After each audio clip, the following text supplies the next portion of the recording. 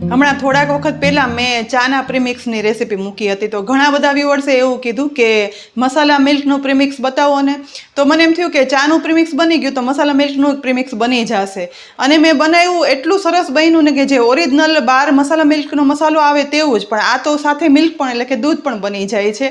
અને તેનો બીજા કરતાં સૌથી વધારે ફાયદો મને થયો, કારણ કે રાત્રે બધું કામ કરી અને થાકી ગયા હોય ને એ પછી ઘરમાં બધા માટે આપણે મસાલા મિલ્ક બનાવવું હોય તો આ એટલું બધું ઇઝી પડ્યું ને કે ગરમ પાણી કરી અને ફક્ત 2 ચમચી નાખી દઉં એટલે ડ્રાય ફ્રૂટથી ભરપૂર, કેસરથી ભરપૂર મસાલા મિલ્ક તૈયાર થઈ જાય છે. તો ખૂબ જ ઉપયોગી રેસીપી છે. હું તો એમ કહીશ કે આખા શિયાળા માટે તમે બનાવીને રાખી દો અને બહાર પણ સ્ટુડન્ટ રહેતા હોય ને તો તેને પણ બનાવીને મોકલો. તો આજે મસાલા મિલ્કના પ્રીમિક્સની રેસીપી તમારી સાથે શેર કરું છું.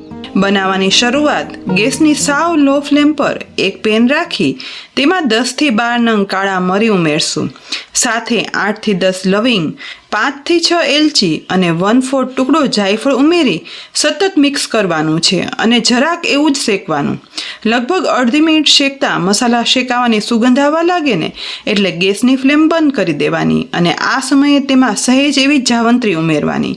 જાવંત્રી એકદમ ડેલિકેટ મસાલો છે, માટે ગેસની ફ્લેમ બંધ કરી અને પછી જ પેનમાં ઉમેરવાની, જેથી તેમાં રહેલો ભેજ દૂર થઈ જાય અને તેની સુગંધ અને સ્વાદ સરસ જળવાઈ રહે. બસ મસાલા લગભગ અડધી મિનિટ શેક્યા પછી ગેસ પરથી નીચે ઉતારી અને મિક્સરના જારમાં ઉમેરી દેવાના. પરંતુ અત્યારે તેને પીસવાના નથી, આની અંદર જ ઠંડા થવા દેવાના છે. એ દરમિયાન ફરીથી પેનને ગેસની લો ફ્લેમ પર રાખી 12 થી 15 નંગ કાજુ, 20 થી 25 નંગ બદામ અને 12 થી 15 નંગ શેકેલા પિસ્તા સાથે 2 ટીસ્પૂન જેટલી ચારોળી ઉમેરી બધું મિક્સ કરી અને શેકવાનું છે. લગભગ 1 થી 1.5 મિનિટ ગેસની લો ફ્લેમ પર શેકવા જરૂરી છે, જેથી આ પ્રીમિક્સ છે ને તે લાંબો સમય સુધી સારું રહે. જો કાચા ડ્રાયફ્રૂટ આપણે નાખી દઈએ ને તો પ્રીમિક્સમાં ડ્રાયફ્રૂટનો લાંબા સમયે સ્વાદ છે ને ખોરો થઈ જશે. લગભગ 1.5 થી 2 મિનિટ શેક્યા પછી હવે ડ્રાયફ્રૂટમાંથી કચાશ દૂર થઈ ગઈ છે અને ઉપરનું પડ છે ને તે સહેજ એવું ગોલ્ડન બ્રાઉન થવા આવ્યું છે.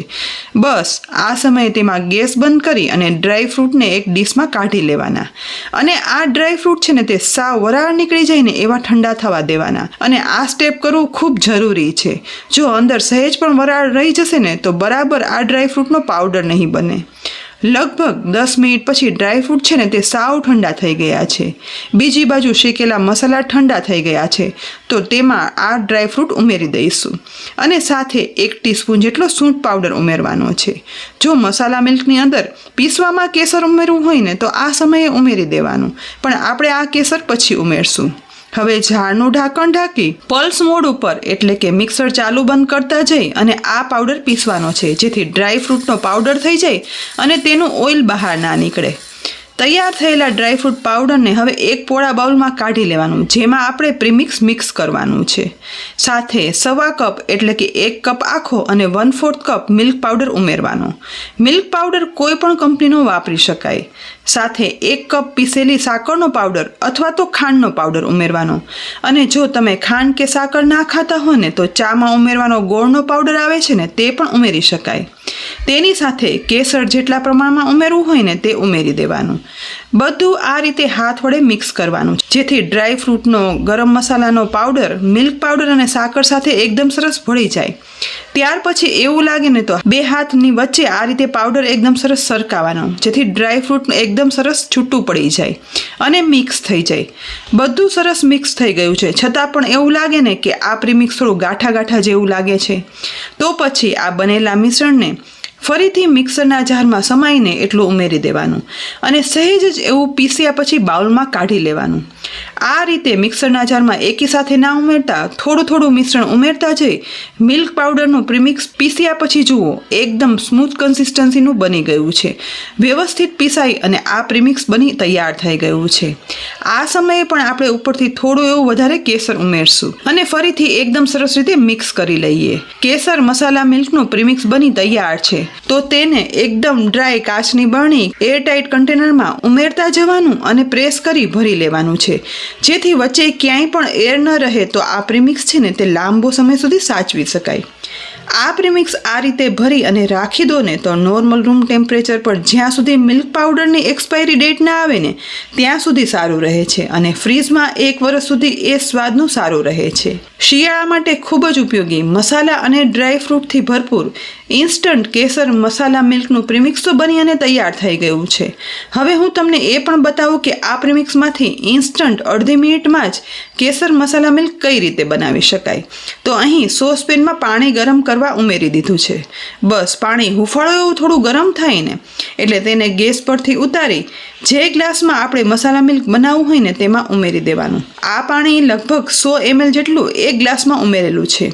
હવે મેઝરમેન્ટ પ્રમાણે 100 ml પાણીની અંદર 2 ટેબલસ્પૂન જેટલું મસાલા મિલ્ક પ્રીમિક્સ છે ને તે ઉમેરવાનું. ઉમેરતાની સાથે જો એકદમ સરસ મિક્સ થઈ જાય છે. બસ અહીં સહેજ એવું ચમચીથી ચલાવી લેવાનું જેથી મિલ્ક પાવડર અને મસાલા ડ્રાયફ્રૂટનો પાવડર બધું પાણીમાં મિક્સ થઈ જાય. અને જુઓ એકદમ જલ્દી કેસરની સુગંધ સાથે કેસર મસાલા મિલ્ક બની અને તૈયાર થઈ ગયું છે. આ જ રીતે બીજા ગ્લાસમાં પણ કેસર મસાલા મિલ્ક બનાવી લઈએ.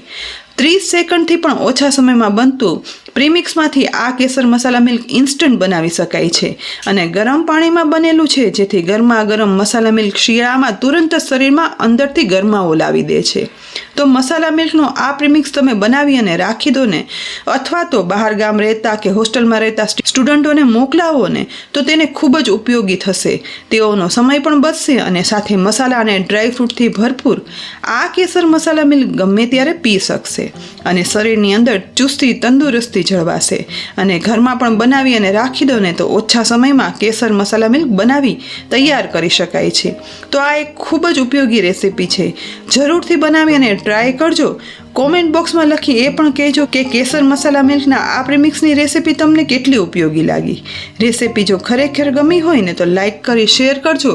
સાથે જ અમારી યુટ્યુબ ચેનલ સબસ્ક્રાઈબ કરી અમારા ફેસબુક પેજને લાઇક કરજો. એ સિવાય અમારી વોટ્સએપ ચેનલ પણ છે તેને પણ જરૂરથી ફોલો કરજો. ફરી મળશું ઉપયોગી રેસીપી સાથે. ત્યાં સુધી આવજો.